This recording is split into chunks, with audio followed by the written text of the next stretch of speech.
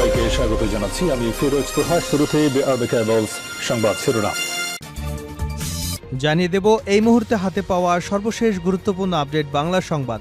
শুরুতেই জানাবো একাই খুলে গেছে বাঁধ, দাবি ভারতের। বাংলাদেশের চলমান বন্যা ভারত থেকে আসা পাহাড়ি ঢলের কারণে হয়নি বলে দাবি করেছে দেশটির পররাষ্ট্র মন্ত্রণালয়। বৃহস্পতিবার দেওয়া এক বিবৃতিতে তারা দাবি করে ত্রিপুরার গোমতী নদীর বাঁধ খুলে দেওয়ার সঙ্গে বাংলাদেশের সীমান্তবর্তী জেলার বন্যা পরিস্থিতির কোনো সম্পর্ক নেই। আর তারা বাঁধ খুলে দেননি, প্রবল চাপের কারণে বাঁধ একাই খুলে যেতে দেখেছেন তারা। ভারতীয় সংবাদ মাধ্যম ইন্ডিয়া টাইমসের এক প্রতিবেদন থেকে এ তথ্য জানা গেছে। দর্শক, খরা মৌসুমে যখন বাংলাদেশে প্রচণ্ড পানির অভাব থাকে, খালবিল ফেটে চৌচির হয়ে যায়, তখন এক ফোঁটা পানিও ভারত থেকে আসে না। অথচ এখন তারা দাবি করছে পানির চাপে একাই বাঁধ খুলে বাংলাদেশে পানি গেছে, আর যার কারণে বাংলাদেশের বন্যা সংঘটিত হয়েছে। ভারতের এই দাবি সম্পর্কে আপনি কি একমত? আপনার মতামত জানাতে ভুলবেন না। এবারে জানাবো পাচার হওয়া টাকা ফেরত আনতে সহযোগিতার আশ্বাস সুইজারল্যান্ডের। সুইজারল্যান্ডে পাচার হওয়া টাকা ফিরিয়ে আনার ব্যাপারে বাংলাদেশ সরকারের যে কোনো উদ্যোগকে তারা স্বাগত জানাবে এবং সহযোগিতা করবে, এমন আশ্বাস দিয়েছে বলে জানিয়েছেন বিএনপির স্থায়ী কমিটির সদস্য আমির খসরু মাহমুদ চৌধুরী। জানাবো এবার সীমান্তে বিএসএফের কাঁটাতারের বেড়া নির্মাণে বিজেপির বাধা।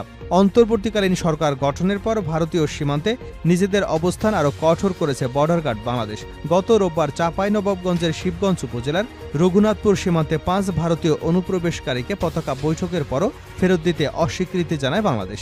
এবার লালমনিরহাটের পাটগ্রাম সীমান্তে বিএসএফের কাঁটাতারের বেড়া নির্মাণের চেষ্টাকালে তা বাধা দিয়েছে বিজিবির বাধার কারণে তারা কাঁটাতারের বেড়া নির্মাণ বন্ধ রেখে সরে যেতে বাধ্য হয়।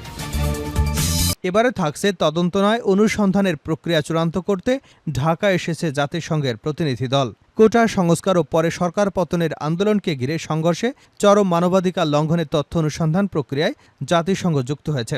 তথ্য অনুসন্ধান মিশন কিভাবে কাজ করবে তা নিয়ে আলোচনা করতে বুধবার ঢাকা এসেছে জাতিসংঘের 3 সদস্যের প্রতিনিধি দল। জানিয়ে দিব নরসিংদীর রায়পুরায় 2 গ্রুপের ট্যাটা যুদ্ধে 4 জন নিহত হয়েছেন। এ ঘটনায় আহত হয়েছেন অন্তত আরও 40 জন। এবং সর্বশেষ জানাবো আন্তর্জাতিক সংবাদ। ইসরায়েলের সামরিক ব্যারাকে সরাসরি হামলার দাবি হিজবুল্লাহর। ইসরায়েলের সামরিক ব্যারাকে সরাসরি হামলার দাবি করেছে ইরান সমর্থিত লেবাননের সশস্ত্র গোষ্ঠী হিজবুল্লাহ। বৃহস্পতিবার কাতার ভিত্তিক সংবাদ মাধ্যম আল জাজিরা লাইভ প্রতিবেদনে এ তথ্য জানানো হয়েছে। ইসরায়েলের উত্তরাঞ্চলে রামত নাফতালি অঞ্চলে সামরিক ব্যারাকে কাতিউষা রকেট দিয়ে হামলা চালানো হয়েছে বলে দাবি হিজবুল্লাহর। সেই সঙ্গে অধিকৃত গোলান মালভূমির জাওরাতে বেশ কিছু আর্টিলারি সাইটেও হামলা চালানো হয়েছে। এতক্ষণ শিরোনাম শুনছিলেন, এবার বিস্তারিত। প্রিয় দর্শক, আপনি যদি এই চ্যানেলে নতুন হয়ে থাকেন, ভিডিওটি দেখতে দেখতে চ্যানেলটি সাবস্ক্রাইব করে আমাদের সঙ্গেই থাকুন। আর এই ভিডিও সম্পর্কে আপনি আপনার মূল্যবান মতামতটি কমেন্ট বক্সে জানিয়ে দিন। আর হ্যাঁ প্রিয় দর্শক, জানিয়ে দিন ভিডিওটি কোথা থেকে দেখছেন। একাই খুলে গেছে বাঁধ, এমনটাই দাবি করেছে ভারত। বাংলাদেশের চলমান বন্যা ভারত থেকে আসা পাহাড়ি ঢলের কারণে হয়নি বলে দাবি করেছে দেশটির পররাষ্ট্র মন্ত্রণালয়। আজ বৃহস্পতিবার দেওয়া এক বিবৃতিতে তারা দাবি করে ত্রিপুরার গোমতী নদীর বাঁধ খুলে দেওয়ার সঙ্গে বাংলাদেশের সীমান্তবর্তী জেলার বন্যার পরিস্থিতির কোনো সম্পর্ক নেই। আর তারা বাঁধ খুলে দেননি, প্রবল চাপের কারণে বাঁধ একা খুলে যেতে দেখেছেন তারা। ভারতীয় সংবাদ মাধ্যম ইন্ডিয়া টাইমসের এক প্রতিবেদন থেকে এ তথ্য জানা গেছে।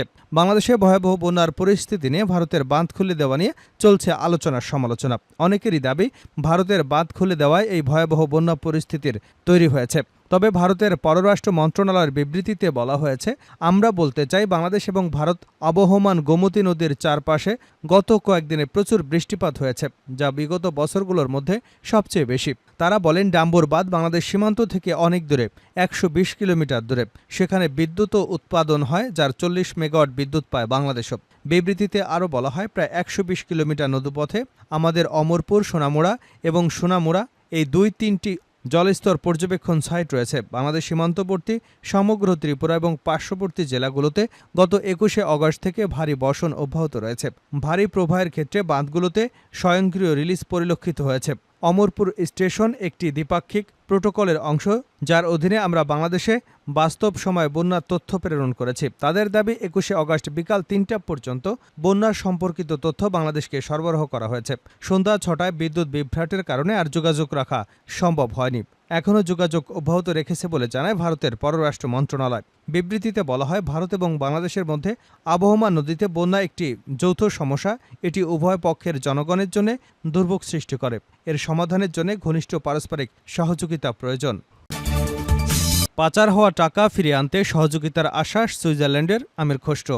সুইজারল্যান্ডে পাচার হওয়া টাকা ফিরিয়ে আনার ব্যাপারে বাংলাদেশ সরকারের যে কোনো উদ্যোগকে স্বাগত জানাবে এবং সহযোগিতা করবে বলে আশ্বাস দিয়েছেন বিএনপির স্থায়ী কমিটির সদস্য আমির খসরু মাহমুদ চৌধুরী। বৃহস্পতিবার সকালে সুইজারল্যান্ডের রাষ্ট্রদূত রেতো রেঙ্গলির সাথে বৈঠক শেষে তিনি সাংবাদিকদের এ তথ্য জানিয়েছেন। বৈঠকে বিএনপির মহাসচিব মির্জা ফখরুল ইসলাম আলমগীরও ছিলেন। আমির খসরু বলেন, সুইডিশ রাষ্ট্রদূতের সাথে কথা হয়েছে। তারা জানতে চেয়েছেন নতুন প্রেক্ষাপটে রোডম্যাপ বাংলাদেশের রাজনীতি অর্থনীতির ভবিষ্যৎ নিয়ে বাংলাদেশ কোন দিকে যাচ্ছে সে ব্যাপারে আমাদের মতামত জানতে চেয়েছে। ভবিষ্যৎ নিয়ে বিএনপির চিন্তাভাবনা কি সে বিষয়ে আলোচনা হয়েছে। বাংলাদেশের সকল প্রতিষ্ঠানের কাঠামো ভেঙে পড়েছে। এ বিষয়ে আমরা কি করতে পারি, তারা কি করতে পারে মতামত নেওয়া হয়েছে এবং দেওয়া হয়েছে। ধ্বংস হওয়া প্রতিষ্ঠানগুলো ট্র্যাকে এনে কিভাবে কার্যকরী করা যায় সে বিষয়ে আলোচনা হয়েছে। এ বিষয়ে সুইজারল্যান্ডে সহযোগিতা করবে বলেও আশ্বাস দিয়েছে। পাচার হওয়া টাকাগুলো ফিরিয়ে আনার ব্যাপারে আলোচনা হয়েছে জানিয়ে আমির খসরু বলেন, সুইজারল্যান্ড সরকারের পক্ষ থেকে বলা হয়েছে সরকার আগের অবস্থানে আছে। পাচার হওয়া টাকা ফিরিয়ে আনার ব্যাপারে বাংলাদেশ সরকারের যে কোনো উদ্যোগে তারা স্বাগত জানাবে এবং সহযোগিতা করবে। অন্তর্বর্তীকালীন সরকারের সময় নিয়ে আলোচনা হয়েছে কিনা এমন প্রশ্নের জবাবে তিনি বলেন, বিদেশি রাষ্ট্রদূতরা অন্তর্বর্তীকালীন সরকার নিয়ে আলোচনা করেন, জানতে চান। আমরা আগেও বলেছি বাংলাদেশের মালিক হচ্ছে দেশের জনগণ। একটু সময় নিয়েই অন্তর্বর্তীকালীন সরকার নির্বাচন দিবে। বাংলাদেশের জনগণ তাদের ভোটাধিকার প্রয়োগ করে তাদের জনপ্রতিনিধি নির্বাচন করবে। এটাই গণতন্ত্রের মূল ভিত্তি। বর্তমান সরকার একটি যৌক্তিক সময়ের মধ্যে তা করবে। এ বিষয়ে অন্তর্বর্তীকালীন সরকার বা অন্য কারোর সাথে দ্বিমত পোষণ করার কোনো কারণ নেই। অন্তর্বর্তীকালীন সরকারকে সে ব্যাপারে সহযোগিতা করে যাচ্ছি। এবার সীমান্তে বিএসএফের কাঁটাতারের বেড়া নির্মাণে বিজিবির বাধা। অন্তর্বর্তীকালীন সরকার গঠনের পর ভারতীয় সীমান্তে নিজেদের অবস্থান কঠোর করেছে বর্ডার গার্ড বাংলাদেশ বিজিবি। গত রোববার চাঁপাইনবাবগঞ্জের শিবগঞ্জ উপজেলার রঘুনাথপুর সীমান্তে 5 ভারতীয় অনুপ্রবেশকারীকে পতাকা বৈঠকের পরও ফেরত দিতে অস্বীকৃতি জানায় বিজিবি। এরপর লালমনিরহাটের পাটগ্রাম সীমান্তে বিএসএফের কাঁটাতারের বেড়া নির্মাণের চেষ্টাকালে বাধা দিয়েছে বিজিবি। উপজেলার দহগাম ইউনিয়নের হাড়িপাড়া সীমান্তে ঘটেছে ঘটনা। বিজিবি এবং স্থানীয় সূত্র বলছে, বুধবার হাড়িপাড়া সীমান্তের 8 নম্বর আন্তর্জাতিক পিলারের 23 থেকে 26 নম্বর সাব পিলার অংশে zero line no man's land বরাবর আকস্মিকভাবে কাঁটাতারের বেড়া নির্মাণের কাজ শুরু করে বিএসএফ। স্থানীয়দের কাছে খবর পেয়ে বিষয়টি নজরে এলে বিজিবি এতে বাধা দেয়। কয়েকজন প্রত্যক্ষদর্শী বলেন, হঠাৎ করে সীমান্তে জিরো লাইন বরাবর ভারতীয় শ্রমিকরা গর্ত করে লোহার পাইপ বসিয়ে কাঁটাতারের বেড়া তৈরি করতে শুরু করে। এর কিছুটা দূরে বিএসএফ সদস্যরা বাংলাদেশের দিকে অস্ত্র তাক করে টহল শুরু করে। এ সময় সেখানে স্বাভাবিকের চেয়েও অনেক বেশি বিএসএফ সদস্যকে দেখা যায়। এ সময় গ্রামবাসী এবং বিজিবির সদস্যরা বাধা দিলে কাজ বন্ধ রাখে ভারতীয়রা পিছু হটে যায়। রংপুর 51 বিজিবি ব্যাটালিয়নের অধিনায়ক লেফটেন্যান্ট কর্নেল সেলিম আল দিনে জানান, আন্তর্জাতিক সীমান্ত আইন ভেঙে সীমান্তে শূন্যরেখা বরাবর বিএসএফের কাঁটাতারের বেড়া নির্মাণের চেষ্টায় বাধা দিয়েছে বিজিবি। এছাড়া সন্ধ্যা 6:30টার দিকে ওই সীমান্তে বিজিবি ও বিএসএফ ব্যাটালিয়নদের মধ্যে এক পর্যায়ে পতাকা বৈঠকেও নির্মিত কাজ বন্ধ রাখার কথা বলা হয়েছে। এর আগে মঙ্গলবার ভারতীয় সংবাদ মাধ্যম হিন্দুস্তান টাইমসের প্রকাশিত খবরে বলা হয়, ভুলক্রমে বাংলাদেশের জলসীমায় প্রবেশ করায় 5 ভারতীয়কে আটক করে বিজিবি। বিজিবি এবং বিএসএফের মধ্যে দফায় দফায় পতাকা বৈঠক অনুষ্ঠিত হলেও ভারতীয়দের ফেরত দিতে রাজি হয়নি বিজিবি। তদন্ত নয়, অনুসন্ধানের প্রক্রিয়া চূড়ান্ত করতে ঢাকা এসেছে জাতিসংঘের প্রতিনিধি দল। কোটা সংস্কার ও পরে সরকার পতনের আন্দোলনকে ঘিরে সংঘর্ষে চরম মানবাধিকার লঙ্ঘনের তথ্য অনুসন্ধানে প্রক্রিয়ায় জাতিসংঘ যুক্ত হচ্ছে। তথ্য অনুসন্ধান মিশন কিভাবে কাজ করবে তা নিয়ে আলোচনা করতে আজ বুধবার ঢাকা এসেছে জাতিসংঘের 3 সদস্যের প্রতিনিধি দল। আজ সকালে প্রতিনিধি দলটি পররাষ্ট্র সচিব মাসুদ বিন মোমেনের সঙ্গে তার দপ্তরে দেখা করেছেন। আলোচনার পর প্রতিনিধি দলের নেতা রুমি ম্যানগোভেন বলেন, আমাদের দপ্তর কিভাবে অন্তর্বর্তী সরকারকে সহযোগিতা করতে পারে সেটির বিষয়ে প্রাথমিক ও প্রাক অনুসন্ধান আলোচনা করেছে। আমাদের দলটি প্রাক অনুসন্ধানী একটি ছোট দল। সরকার এবং বাংলাদেশের জনগণকে এই ঐতিহাসিক সময় কিভাবে সহায়তা করতে পারে সেটি নিয়ে প্রাথমিক আলোচনা করতে আমরা এসেছি। পররাষ্ট্র সচিব বলেন, আমাদের জনগণ, বিশেষ করে তরুণেরা গণতন্ত্র মানবাধিকার রক্ষায় যে সাহস ও অঙ্গীকার দেখিয়েছেন সেটিতে জাতিসংঘ মানবাধিকার বিষয়ক কমিশনার ফলকার তুর্ক অনুপ্রাণিত হয়েছেন। এই প্রেক্ষাপটে তার কার্যালয় অন্তর্বর্তীকালীন সরকার, নাগরিক সমাজ এবং বাংলাদেশের জনগণকে যে কোনো ধরনের সহায়তা করতে রাজি হয়েছে। রুমি ম্যানগোভেন বলেন, এ সপ্তাহে আমাদের যে দলটি বাংলাদেশ সফর করেছে সেটি তদন্ত দল নয়, এটা প্রাক অনুসন্ধান দল। আমরা অন্তর্বর্তী সরকার, উপদেষ্টা, কয়েকটি মন্ত্রণালয় ও নাগরিক সমাজের সঙ্গে কথা বলে আপনাদের অগ্রাধিকার এবং চাহিদা সম্পর্কে জানাবো এবং হাই কমিশনের দপ্তর কিভাবে কাজ করতে পারে সেটি বুঝব। আমরা অবশ্যই অনুসন্ধানের বিষয় নিয়ে আলোচনা করব। এটি কিভাবে জাতীয় তদন্ত প্রক্রিয়াকে এগিয়ে নিয়ে যাবে এগুলো নিয়ে আলোচনা করব। এটি কিভাবে হবে এই মুহূর্তে বলতে পারছি না। শেষ করছে আন্তর্জাতিক সংবাদ দিয়ে। ইসরায়েলের সামরিক ব্যারাকে সরাসরি হামলার দাবি হিজবুল্লাহর। ইসরায়েলের সামরিক ব্যারাকে সরাসরি হামলা দাবি করেছে ইরান সমর্থিত লেবাননের সশস্ত্র গোষ্ঠী হিজবুল্লাহ। বৃহস্পতিবার কাতার ভিত্তিক সংবাদ মাধ্যম আল জাজিরা লাইভ প্রতিবেদনে এ তথ্য জানানো হয়েছে। ইসরায়েলের উত্তরাঞ্চলে রামোতে নাফতালি অঞ্চলে সামরিক ব্যারাকে কাতিউশা রকেট দিয়ে হামলা চালানো হয়েছে বলে দাবি হিজবুল্লাহর। সেই সঙ্গে অধিকৃত গোলান মালভূমির জাওরাতে বেশ কিছু আর্টিলারি সাইটেও হামলা চালানো হয়েছে। হিজবুল্লাহর পক্ষ থেকে আরও বলা হয়েছে, বুধবার রাতে এসব অঞ্চলে হামলা চালানো হয়েছে।